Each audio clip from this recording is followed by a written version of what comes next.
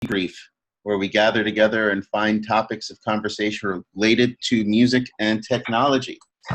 Wow, that was good. Thank you. Good morning, Nora. Happy birthday, belated. Happy birthday, Nora. Oh, thank you. What did you spend your birthday doing? Oh, wow. I had several parties. Good. Several. Wow. As Yeah. you should. As you should. Yeah. Well, nobody can ever get together at the same time. So you have to kind of, say, well, I'll meet with you people for lunch and you people for dinner and blah, blah, blah. It was nice. Good. With that, a series of complimentary meals to celebrate your birth. I wish they were complimentary. Oh, come on. What kind of friends do you hang out with? They were not complimentary, but it was nice, and I ate many cakes. So thank you you very much. It was nice. Did you at least get a free ice cream sundae somewhere? Actually, yes. Great. I did, yes. There's a place in Malibu called Duke's, and I was there for lunch, and they give you a free ice cream cake. It's very good. Wow. When I went to Disneyland on my birthday, they great. Free desserts and cakes and all sorts of things. And when you go to Disney on your birthday, they give you a pin. That way it proclaims that it's your birthday. And throughout the day, Disney staff and marching bands and all sorts of people run up to you to hug you and wish you a happy birthday. It was pretty far out. Really cool experience that they created around that. That's incredible. My favorite thing at Disneyland is the Dole Whip. The Dole Whip. What is this? It's like a pineapple frozen dessert made by the Dole people. Okay. It's inside that little tiki room.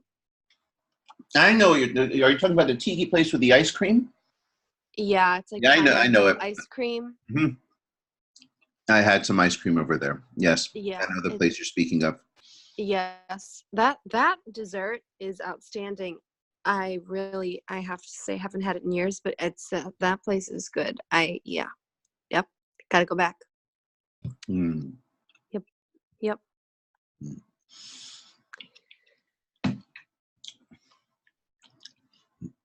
I see Daryl has joined us. Hello, everybody. Talking about Disneyland. Oh, yeah. And birthdays. And birthdays. Very, very relevant. Mm-hmm.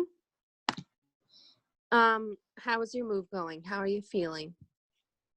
Today I'm feeling pretty good. It kind of comes and goes. I got the movers book today. It's a good thing. Mm-hmm. Very good. That sounds like progress. Yeah.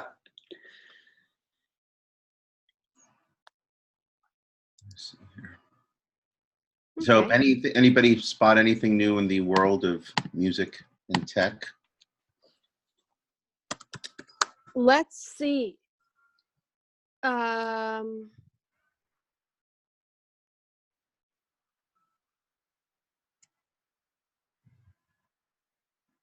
Well, actually, Ned, I remember you mentioned something last week on the staff call. There was an update about RSong, and I remember that you didn't make it during this call, and I wanted to ask you about it. I think. Well, I was here last week. I think that was the week before. But it's really been the RSong. Yeah. Well, we successfully migrated the intake piece from Kai Burnham's work server to our own, you could call it our production server. So it's up and running again on our chain server. Yeah, I'll post a link here for you guys. Mm-hmm. I mean, pretty much it was living with the guys that developed it for us, and we took it and we've added it onto our server. So it's always available to our chain for when the day comes that we decide to move on to the next phases of its development. Is that Great. Is that what you were referring to, or was it something else? Oh no, I that was what I heard you mention. I just Oh, didn't cool. really realize what was going on. That's great. Cool. Yeah. So it's up there. I just got an email from TuneCore this past week saying that Apple Music has now developed an Apple Music for Artists. Fabian, did you know that? I do know about it, and I tried logging onto it, and it's still kind of clunky. Clunky? Yeah, it's clunky. It doesn't work smoothly. Yeah. But it's nice that they have that, because, well, at least they're trying to do one, because I feel like Spotify for Artists got like way better once they had that, because before that it was like impossible for artists to put in the right data. I mean, like it was like whatever showed up was like, well, yeah, whatever, So I feel like that's a big improvement, that they're even trying to do that. So I mean, it's pretty late. I mean, I think everyone is going to keep on working on improving their platforms. Obviously, they have to, but Spotify is definitely winning the game. I read someplace that I think it's Tencent, the streaming company over in China, are in the process of making a 10% universal music. What's all that noise? Fabian, can you? That was somebody moving back the price. So what I said is that I believe it's 10 cent. Is it 10 cent? Yeah, I think it's 10 cent. That's trying to acquire 10% of Universal. That's a piece of worthy news, as they are positioning themselves to own catalog. And I believe also the guys that created TikTok, which is a separate company out of China, are developing a streaming platform.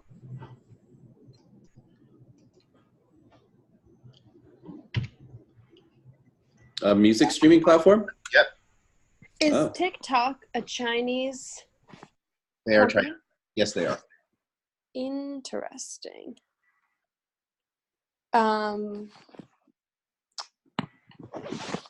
Wow. How was your birthday, Nora? Oh, hi, Greg. Hi. It was great. I had many cakes. Yeah, I celebrated several times that day. Because nobody in LA seems to be capable of meeting at one place at one time. So it was actually so yeah. So I had a few different, but it was really fun. And yeah. Thank you for asking. That's so nice of you. Thank you. No, well, we wished you happy birthday on the community hangout. You weren't there, but we wished you happy birthday anyway. I was having lunch. No, I figured you were celebrating, so. I was having lunch, and I just was having lunch. So that's what I was doing. Good for you. Thank you. I appreciate that. Yeah. So yeah, anyway, we were just talking about, we had a little update. Ned was talking about some RSong progress, and I mentioned that Apple Music now has Apple Music for Artists, which Fabian has tested and said it was a little clunky. And then apparently now TikTok is launching a Chinese-based music streaming service, which is very interesting. Yep. Which I did not know, but makes sense. And I guess that's. Do you know if that's going to be on the actual TikTok platform, or are they going to do like a new app? I don't know. That I don't know. Okay.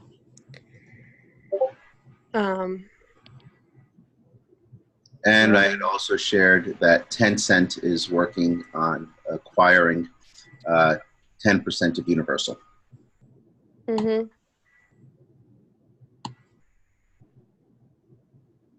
Right. Oh, and well, I wanted to tell you, Fabian, the show I did the other night with Jameson, was I could not get you on the guest list for that because it was sold out and the guest spots were taken. Where was the show?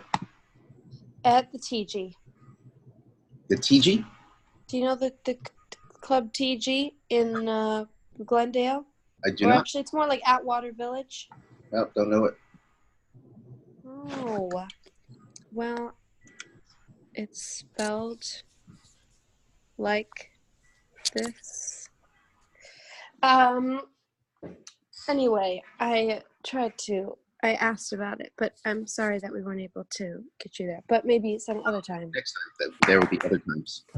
Yes. But it was really fun. And yeah. Wonderful. I just posted the link regarding 10 cents bid to get a piece of Universal. So interesting to see how the playing field is continually, the landscape is changing rapidly right now. Interesting that they chose Universal over Sony or Warner. Mm-hmm. They certainly seem to be, in my opinion, when I look at the major three, they seem to be the most active and valuable, maybe. I don't know about valuable, but they seem to be the most, I don't know, pivotable, I don't know, innovative of the three. The least stuck. I don't know. All of them seem to be making a hell of a lot of money. That's all I gotta say. Byte Dance. Interesting. Isn't it so interesting that these parent companies, you never even hear of them? Like, who ever heard of Alphabet until people started talking about who owns Google? And you're like, what? There's an owner of Google?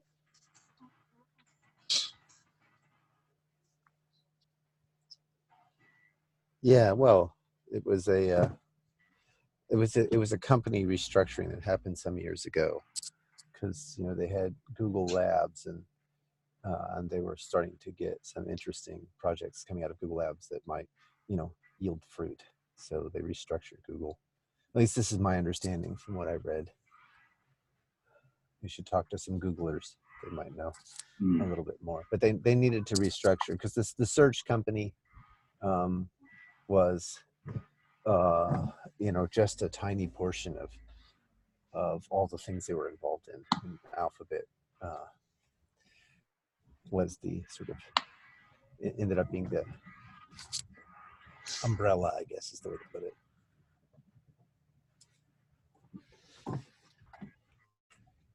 So Nora, you completed have a version of a climate change action group database? Yes. It's, did I email it to you? I think you did, yeah. And Fantastic. I responded saying, now we have to reach out to yeah. Okay, right. people. I'm sorry. I'm remembering all this. Okay. Yes, Daryl and I are going to work on a plan to reach out to them. And we also want to reach out to a bunch of other blockchain. Well, we have some different categories. So one category we thought was to reach out to some climate initiatives. That's everybody in the list I sent you. Another category is to reach out to some other blockchain projects that are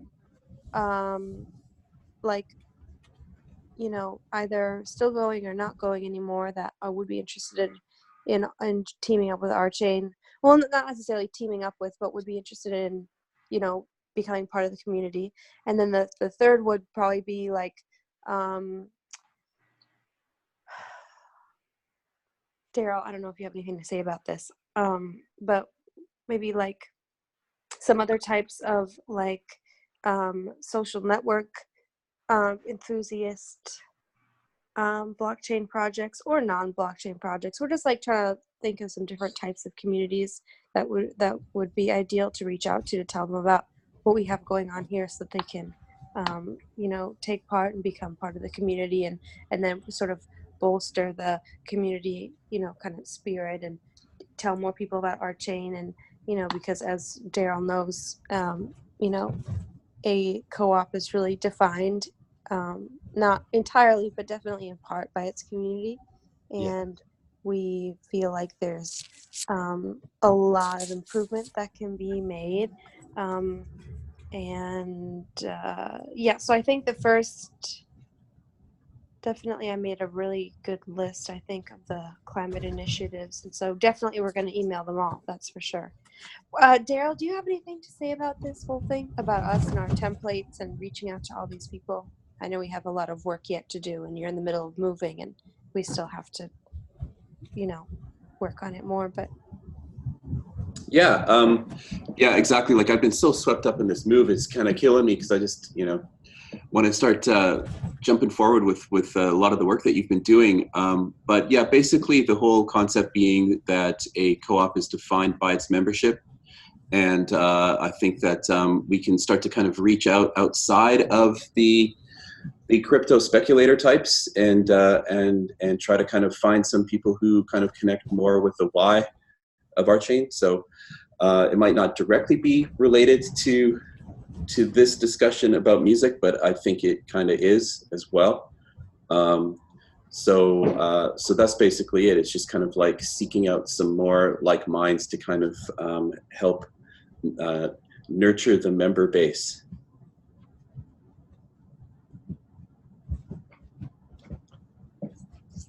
People like Eric.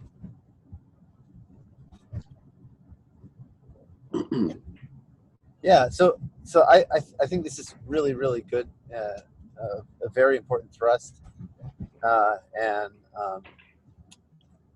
I was wondering, since we're on the RSong call, what's the intersection of these groups with people who are in music? I know there must be an intersection, but what is it? Yeah, I mean, we could also make a database and reach out to a bunch of different artist groups or blockchain and artist groups. But I mean, well, but in particular, music and climate is the one that. Oh, yeah, music and climate. Yeah, sorry. Yeah. Right. So, because like right now, you're working a lot with the climate change, and that makes a lot of sense because that's really at the core of a lot of what we've been saying. And when we talk about music, I think a lot of people kind of roll their eyes and go, "Well, if you're so interested in climate, why are you talking about music and music services and all that kind of stuff? Why are we?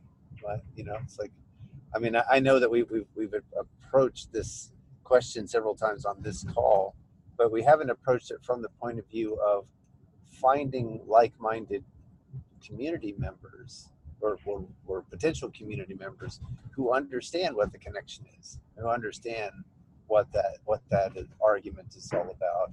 It's not even an argument, right? It's more a feeling than an argument. Yeah. Well, I think it kind of goes to like some deeper things that you mentioned in the email that you sent to me when I asked you for a quote. Yeah, you asked me for a quote, and I just told you how I feel. Yeah, right. Yeah, and I mean, it was kind of deep and honestly a little bit it was a little bit esoteric, I think, for this article, but I'm going to put it in anyway because I think it's kind of a really moving and interesting way to like look at the world, which is really good. But you don't have to put the whole thing in. You can just take a snippet out of there. I figured, Well, I'm not sure if like every person that reads it will get it, but maybe like I'm always stuck with these things on like, should we try to get everyone to get it, or should we just get the people who are gonna get it to get it? Well, you can't get everyone, right? No, totally. Right. Yeah, right. So, I mean, I think what is the connection between climate and music? I mean, for me, there's one big obvious one, which is that there's like so much music in nature, and nature, is obviously this harmonizing force that that gives life to us, you know? Well, I mean, yeah, I mean, for sure, but I mean, like, obviously, if we don't have a planet, you know, to live on, we don't have a planet to play on, and certainly not play music. Well, that's a given. that's definitely true. Yeah, I mean, if anybody wants to what go I'm on tour, I'm asking for is not. they're gonna need some oxygen. But what I'm asking for is something is a little different, which is the groups, the people who see the connection. Are there particular groups who understand the connection and then feel that there's something deeper going on here than just the obvious fact that if we don't have a planet that is habitable for human beings, then we won't have a planet that's a place where human beings can play music. You mean, are there whole groups of people like you? No. Obviously, you and I share some of this, and Daryl certainly has articulated some fairly cogent argumentation along these lines. In fact, definitely, to some extent, everyone on this call sort of understands at least some aspect of this argument. But the question I'm asking is, do we find that there are people out there who intuit this deeper connection between music and climate? Yeah, so I think that there are moments in history where music has become a kind of a unifier of people. A lot of times these events occur in like live tours, like festivals, where essentially the concept, I think, is that music is the universal language, and we need to globally coordinate. And so to me, that's where the connection is. Like, if humanity is to survive, we have to globally coordinate. Like, I was just looking at the headlines in my news feed today, and they're talking about the fires in Brazil. And the fires in Brazil are being started by, they speculate, farmers who are interested in deforestation in order to plant Monsanto crops in order to feed cattle, in order to feed the habit of North Americans eating beef. And so there's a problem there. And so what we have to do is we have to kind of figure out as a planet, like Brazil isn't solving the problem. How do we intervene? We can't militarily intervene. We can't, so like there has to be a global movement. And to me, music is the strongest force to bringing people together. There was another article I posted in RSong this week where you're seeing K-pop perhaps becoming the catalyst for the revolution in North Korea. And so, music has a powerful force in freeing up people. So how do we connect with those people? Totally. I think what we have to do is connect the dots for them. And we have to come up with kind of a really good, clear explanation of what it is we're building. And how the things that we are building, the social coordination technologies that our chain, professes to be building, how those things can help the cause. I absolutely hear you, and I think this is getting closer to the nub of the matter. I mean, like there's been a lot of research that suggests that fact-based argumentation just falls short of the mark. It just doesn't work when people are very divided, and when the circumstances are excuse me, highly emotional, or polarized in some way. But I think music has this power to overcome those kinds of situations. It unifies in the presence or under the conditions. It has the potential to unify under the conditions where fact-based argumentation is just not going to work. Where the rational mind the rational mind is really in service of other things, right? It's not the leader in many ways. It's it provides a service to other things that are going on in our inside ourselves and inside our culture. But music connects with this powerful force, right? Which is the emotional force, and so it can kind of cut through a lot of the chatter and noise, and find its way towards a this sort of this unification. Sorry, I'm reaching for a word that's not quite there. So yeah, I very much agree with what you're saying there. And the question is, and I think a lot of artists intuitively understand this. They don't necessarily know what they know. You know what I mean? Yeah, absolutely. And so the part of the question is, are there groups who sort of know what they know, and connect the dots in this way about how music helps as a coordination technology, and in particular as a part of needs to be a part of the landscape if we're going to tackle. Landscape is the wrong word. I'm just using metaphors from cultures that don't actually serve us here. But do you understand what I'm saying? Music is an essential part of the solution. It's an essential coordination technology. It's not like a nice to have. It's a must have in the sense of all the coordination technologies that we can enumerate. Music is one that stands on par with democracy, right? It stands on par with science. That's my position, and so it like the idea of going back to a culture where we don't have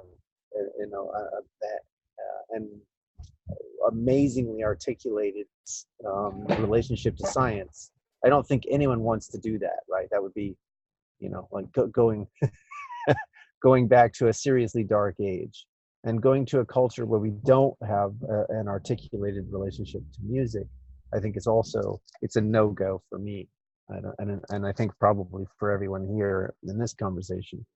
But recognizing that music has this coordinating power, I think is something that it is not talked about so much. But I think there are people who intuitively understand it, and maybe we should reach out to those.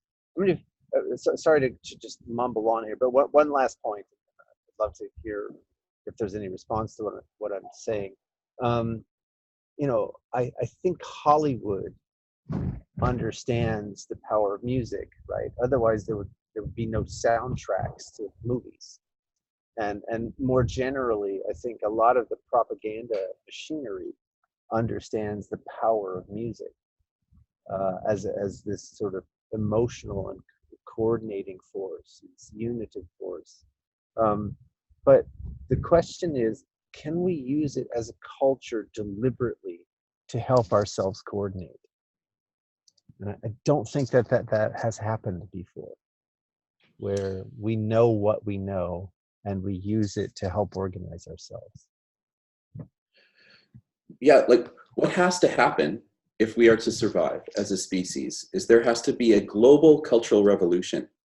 It has to happen in a more rapid development than anything we've ever done as a species before. Yeah. And so to think of something like that happening without music makes no sense to me. I'm with you on that one, brother. like try to imagine the cultural revolution of the late 60s without music. Yeah. But it would be so interesting. It would, like, as when you use the words cultural revolution, one of the things that makes me it sparks a line of reasoning. I would, like you and I, we have a particular very Western take on history, right? We didn't go through the Chinese Cultural Revolution. Right. And it would be really interesting to bring someone from China into this conversation and see if they feel the same way. Do they have the same experience, the same relationship to music, right?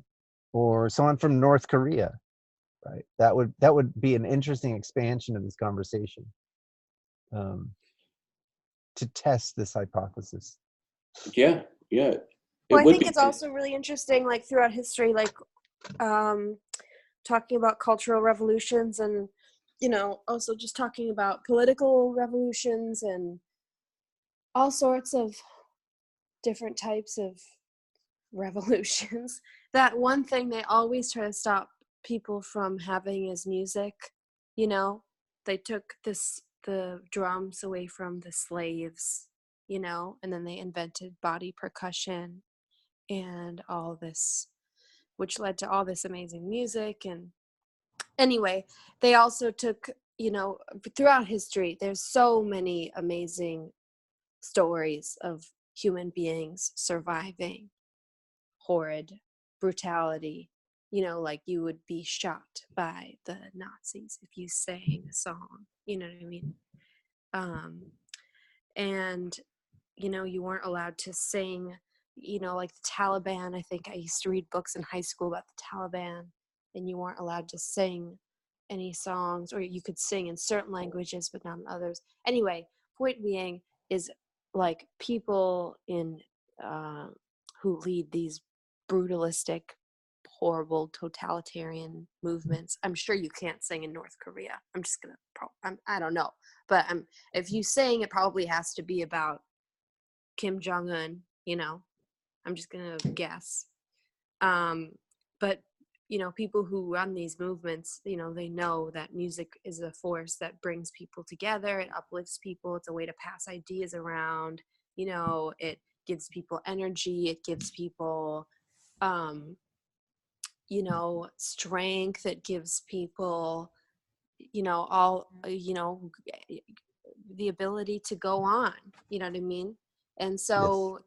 Obviously, if you want to clamp down on humanity's progress, the first thing you're going to do is you're going to clamp down on their ability to be musically creative, in part because being musically creative is one thing that all human beings share. Obviously, some people are like really talented and other people can barely, like whistle or whatever. But still, all people can be musically creative, even if they're just like, clapping or whatever. It's like something that you can't take away from people. But it also breaks a person when they can't be musically creative. Do you know what I mean? Like, even if they're not a musician by, like their work is not to be a musician, it breaks a person. And I think that is, a really interesting thing throughout history that we see. And so it's ingrained in us that, when we want to make progress as a society, we become a lot more creative.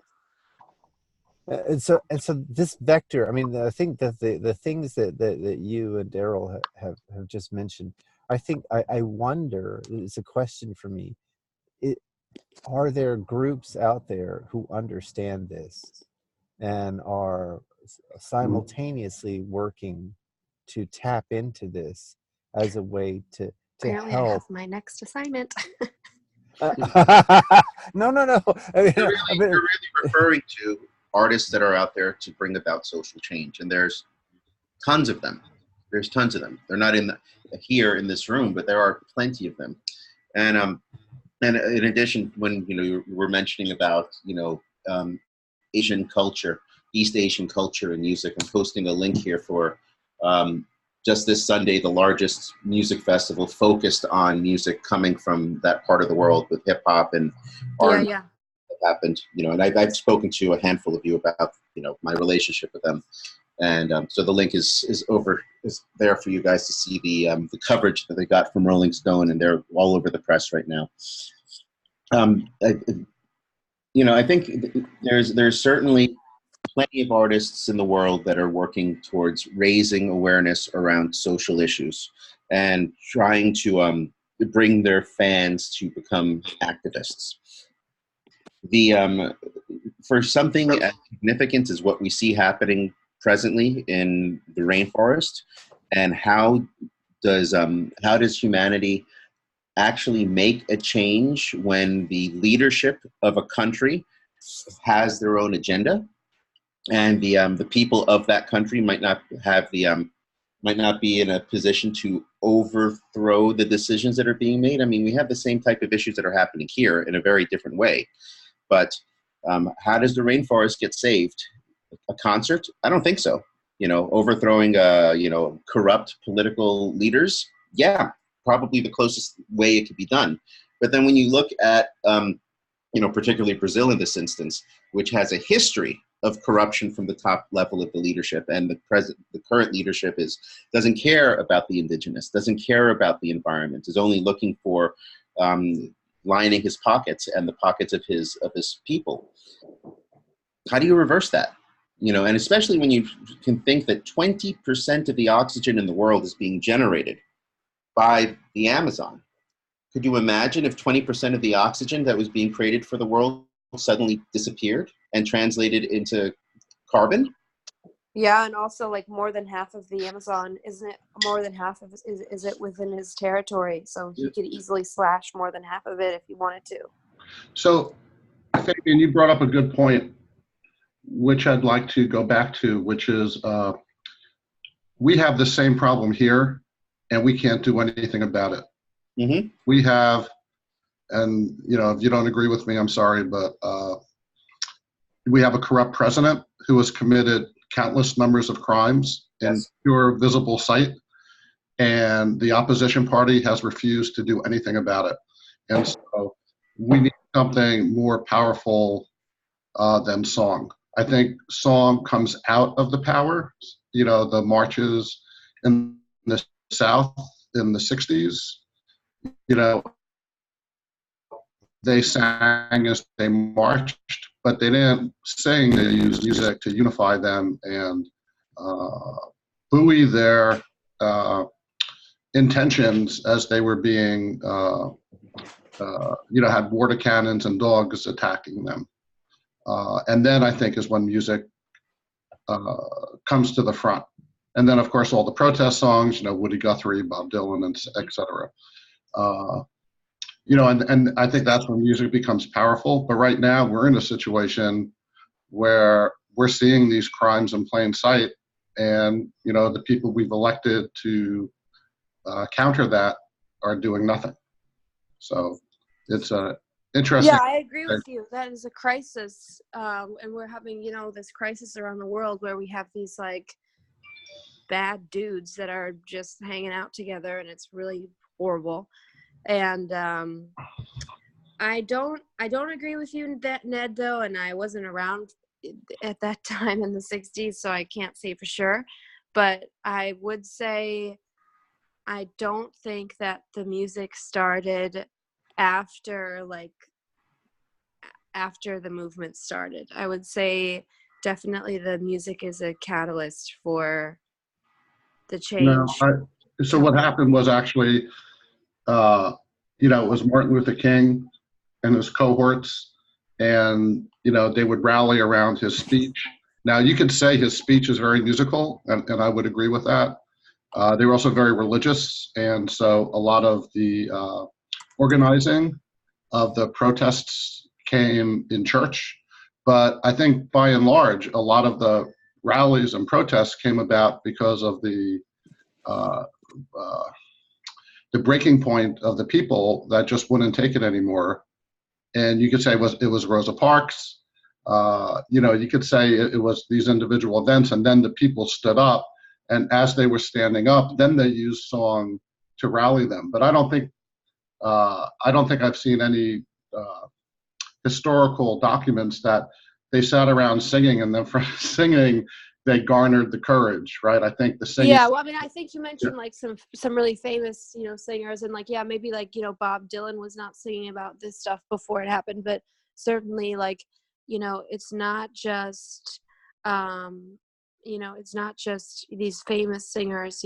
There's for everyone, Nina Simone or Jimi Hendrix, there's hundreds of thousands of young people and not famous people that, you know, are playing music and bringing people together that are not in the spotlight and not famous, but, you know, do a tremendous amount to inspire people and mobilize people. And, you know, I just don't know. I mean, you know, who's to say, but Yeah, it's like what's So the effect? but I think you guys, in some sense, are in agreement, right?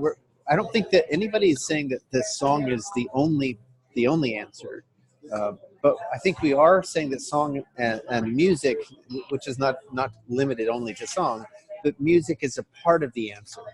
And the question is, you know, at least for that part of the answer, can we find people who recognize that music is a part of the answer, right? I mean, I agree 100% with the. No, it's okay. It's okay.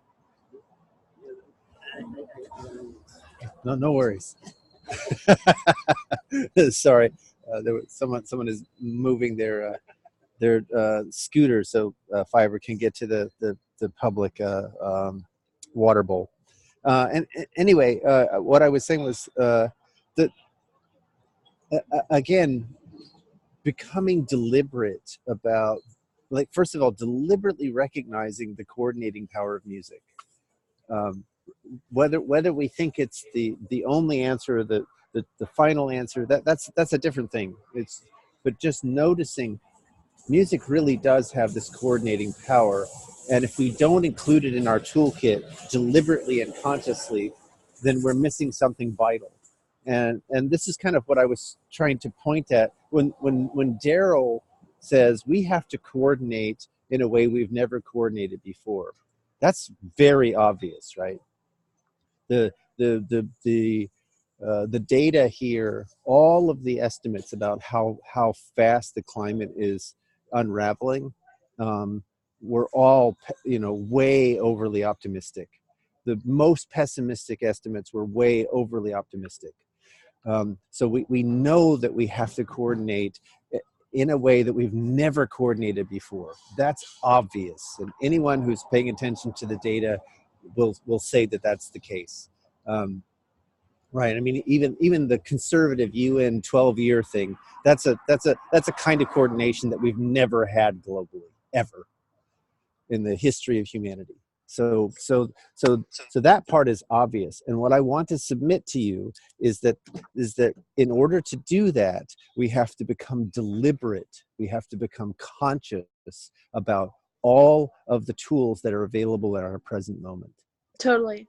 Something I just found that was asked in the chat, I think it's really interesting. You know, if you find a band like Pussy Riot in Russia, they're constantly thrown in jail.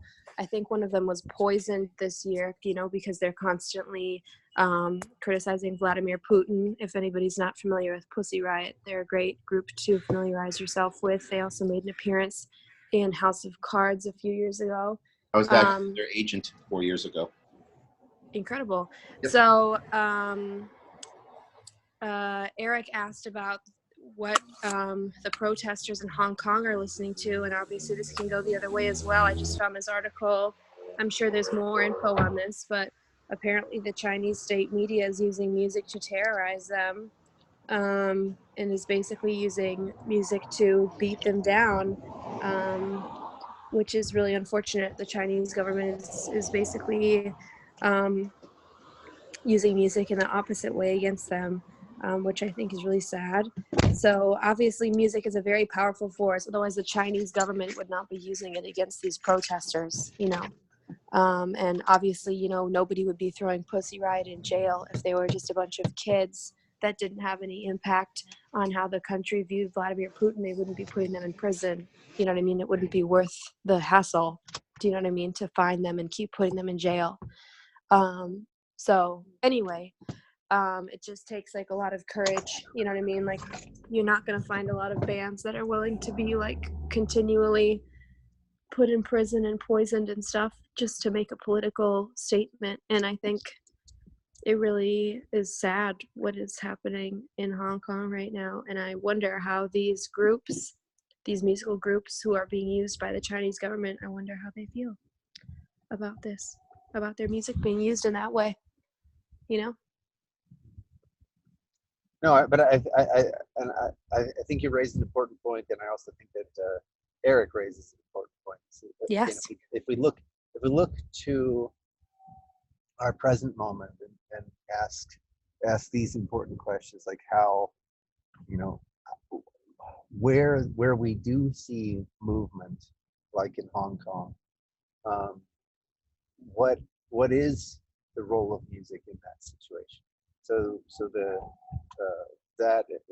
point that you raised is an interesting one, and it does support this idea of music as a particular force, and it also supports Ned's point, which is that the intention with respect to how we use music makes a big difference.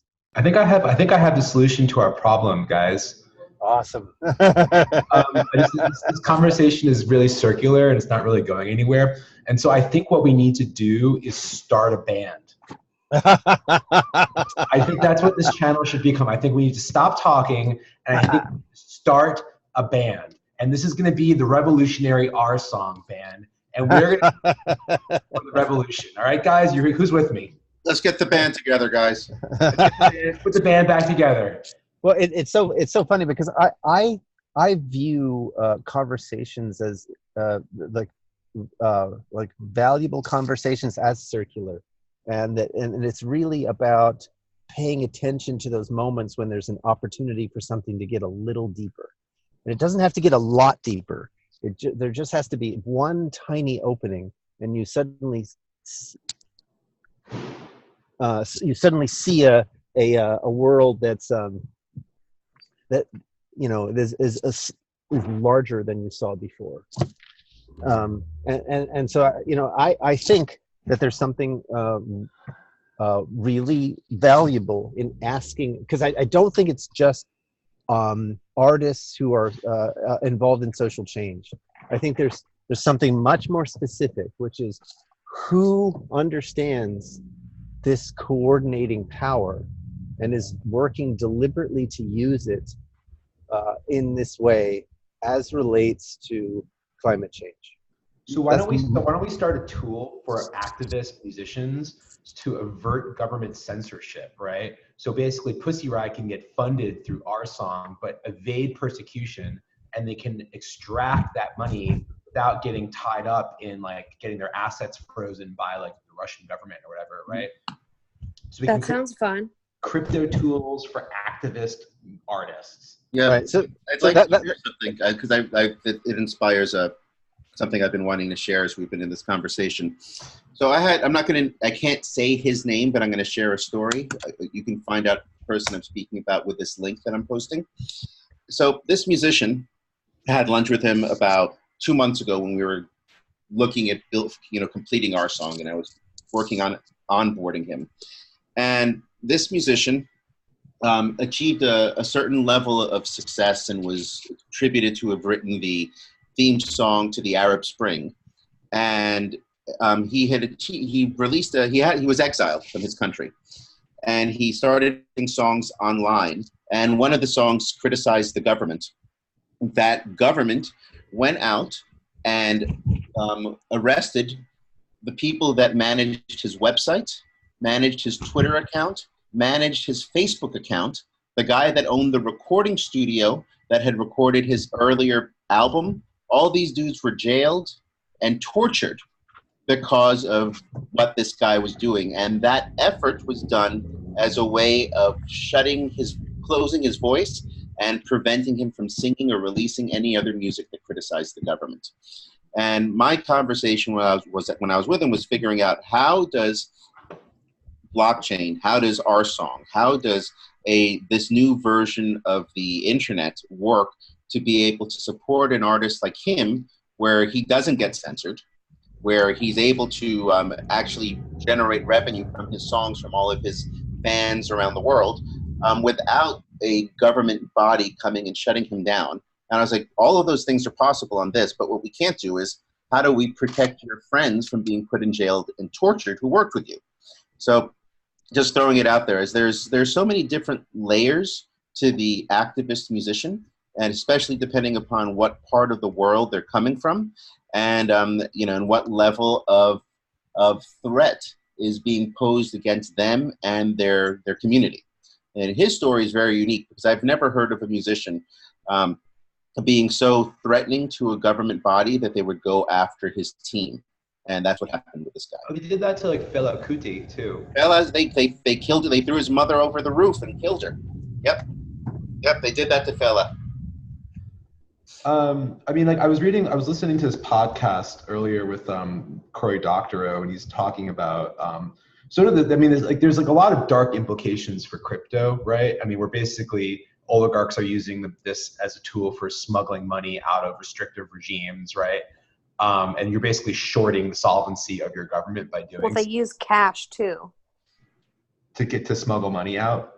Well, I mean, they're using dark if they want to use untraceable currency, they should just use cash, right?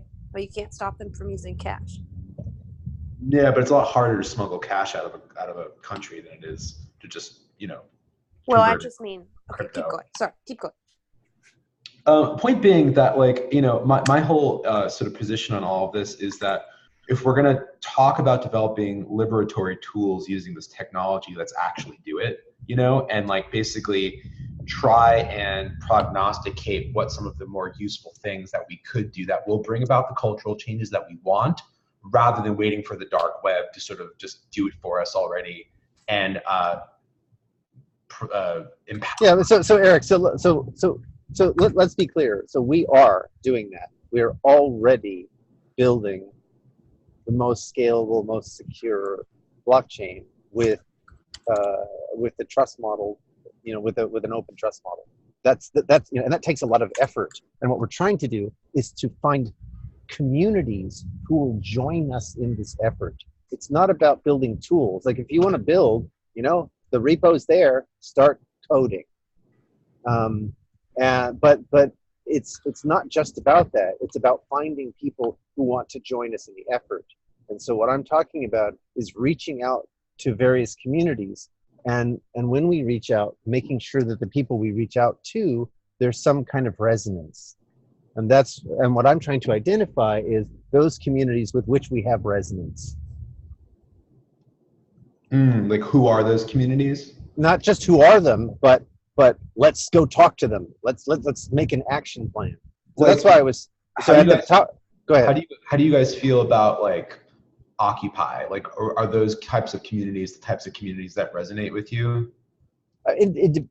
Again, mostly what we're interested in is people who really want to get stuff done, and part of and it's not just that they want to get stuff done, but they want to get stuff done in a particular way.